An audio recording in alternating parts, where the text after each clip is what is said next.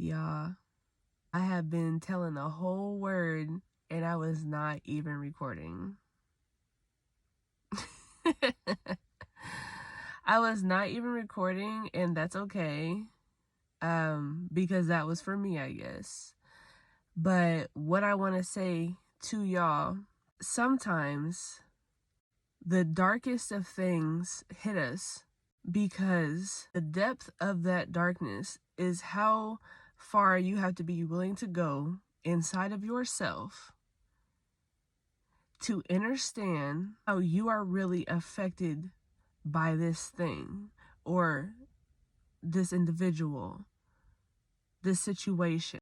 And I think that's why it's so hard for people to go deep.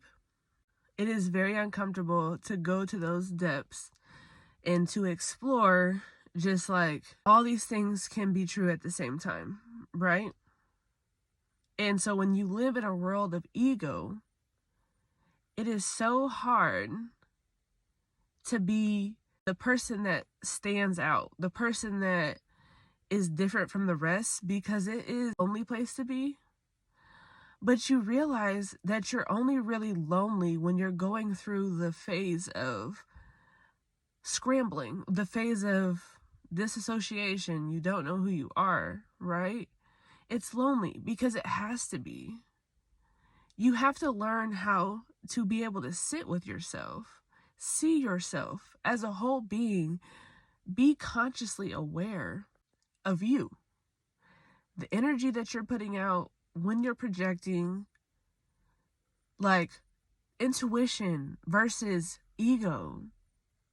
And even to go that far, the difference between what your intuition is telling you versus what your ego is telling you is the comfort in the thought or the saying of the feeling.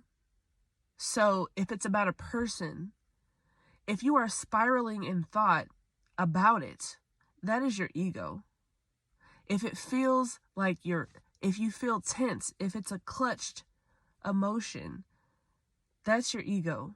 When you feel the warmth or the just click, I feel like it's so hard to explain, but that's your intuition.